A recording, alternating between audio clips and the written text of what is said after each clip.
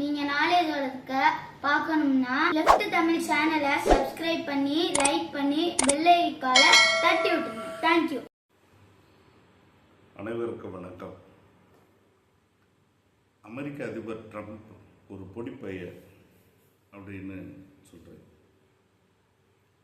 என்னங்க பொசுக்குன்னு பொடிப்பையன்னு சொல்லிட்டீங்க அப்படின்னு நீங்கள் நினைக்கலாம். ஒரு சம்பவம் சொல்கிறேன். நியூயார்க்கில் மம்தானின்னு ஒரு இளம் வேட்பாளர் மேயராக ஜெயிச்சிருக்கார். அவர் ஒரு இடத்துல பிரியாணியை வச்சு சாப்பிட்றாரு. பிரியாணி கையில் அள்ளி சாப்பிட்றாரு. இதை ட்ரம்ப் என்ன சொல்கிறான்னா, அவர் ட்ரம்ப்புக்கு இந்த மேயர் ஜெயிச்சதை பிடிக்கலை. ஏன்னா இவர் லிபரல் பார்ட்டியினுடைய மேயர்.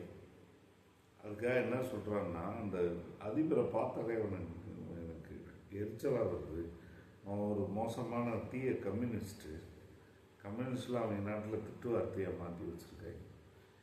மோசமான கம்யூனிஸ்ட் அவன். அது மட்டும் இல்லை, அவன் சாப்பிட்றத பார்த்தாலே ரொம்ப அருவருப்பாக இருக்குது அப்படின்னு. அதாவது சிக்கன் பிரியாணியை கையில் அள்ளி சாப்பிட்டா அவனுக்கு அருவருப்பாக இருக்கா? யாருக்கு? ட்ரம்ப்புக்கு. அதனால தான் நம்ம பொடிப்பையன்னு சொல்கிறோம். இந்த ஆசியா, ஆப்பிரிக்கா, லத்தீன் அமெரிக்க நாடுகளில் பெரும்பாலும் மக்கள் கையில் அள்ளி சாப்பிட்ற வழக்கமுடையவங்க. அப்போ இவ்வளோ பேரை நீ கொச்சைப்படுத்துகிற அளவுக்கு தான் உன்னுடைய கலாச்சாரத்தால் இருக்குது, உன்னுடைய அரசியல் முதிர்ச்சி இருக்குது, பண்பாடு இருக்குது, எல்லாம் இருக்குது. இதை நீங்கள் எந்த லிஸ்ட்டில் சேர்ப்பீங்க?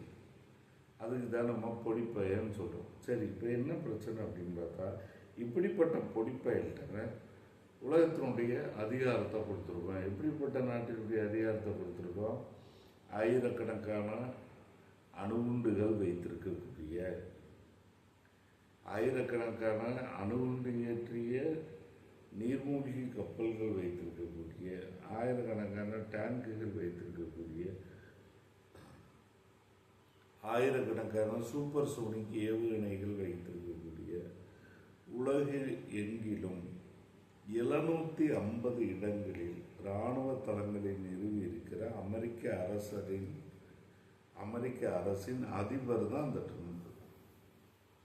கேவலமாக இல்லை? அப்போ இப்படி ஒரு கலாச்சார தரம் கொண்டவனா, உலகத்தில் இவ்வளவு அதிகாரம் கொண்டு இவ்வளோ ஒரு அபாயகரமான ஒரு அரசினுடைய அதிபராக ஒரு கோமாளியை, ஒரு பொடிப்பையில் வச்சிருக்கிறோம். இப்போ இதனுடைய விளைவு என்னவாக இருக்க போகுது? இதுதான் இப்போ நமக்கு இருக்கிற அச்சம். இப்போ இவ்வளவு கேவலமாக இருக்கிறது. இந்த கேவலத்தினுடைய தொடர்ச்சியை நீங்கள் பாருங்கள். அங்கே இருக்கிற சமூக ஊடக பசங்கள்லாம் என்னென்னா, இதுக்கு எப்படி பதிலடி கொடுக்குறாங்க அப்படின்னா, அந்த ட்ரம்ப் எங்கெல்லாம் நிற்கும் போது ட்ரம்ப்பை பார்த்து முகம் சுழிச்சு திரும்பினாங்களோ அந்த மாதிரி காட்சிகள் காணொலியில், வீடியோவில் எங்கெல்லாம் இருக்கோ அதையெல்லாம் கட் பண்ணி இப்போ போட்டுக்கிட்டே இருக்காங்க. கடைசியாக பார்த்தா அதிபர் ட்ரம்ப் ஒரு முறை நிற்கும்போது அவங்க பொண்டாட்டியே இன்னும் வாடகை சரியில்லைன்னு திரும்புது. இந்த வீடியோலாம் எடுத்து போட்டிருக்காங்கன்னு வச்சுக்கோங்களேன். இன்னும் கேவலமாக ஒரு விஷயம்லாம் என்னென்னா, மாடிப்படி ஏறும்போது அவருடைய பட்டக்கில் மஞ்சளாக ஏதோ கரை படிஞ்சிருக்கு.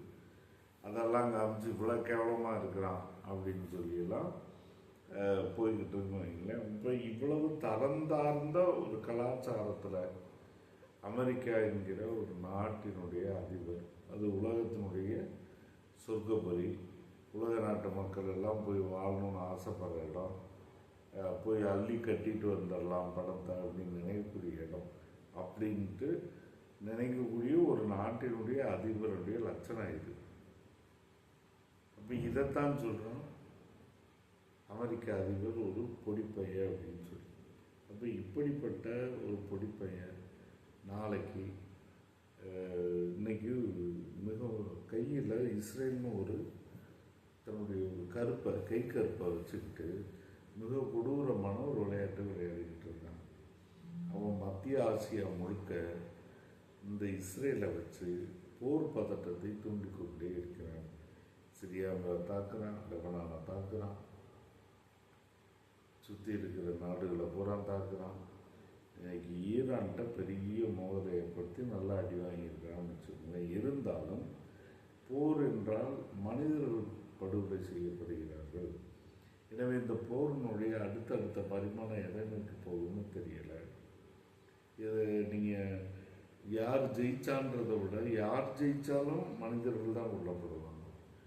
யாருடைய வெற்றி போர் வெற்றின்னு சொன்னாலும் இஸ்ரேலிய மக்கள் கொல்லப்பட்டாங்கன்ட்டு நமக்கு சந்தோஷமா இல்லை.